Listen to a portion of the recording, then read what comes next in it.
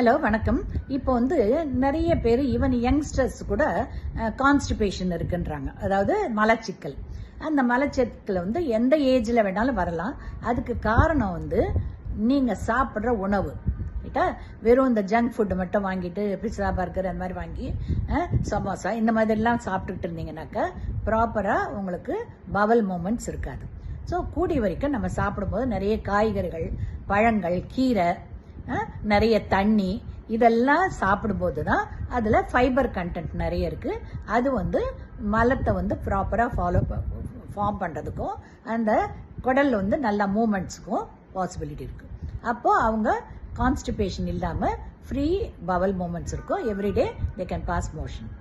ஏன்னா அது கான்ஸ்டிபேஷன் வந்ததுன்னா அடுத்த ஸ்டேஜாக என்ன ஆகும், அந்த இடத்துல கிழிச்சு பிளட் வரலாம், பைல்ஸ் வரலாம், ஸோ மெனி காம்ப்ளிகேஷன்ஸ். பசி இல்லாமல் இருக்கும். அதனால் கூடி வரைக்கும் நிறைய வெஜிடபிள்ஸ், ஃப்ரூட்ஸு, வாட்டர் இதெல்லாம் நிறைய சாப்பிடுங்க. ஓகேங்களா?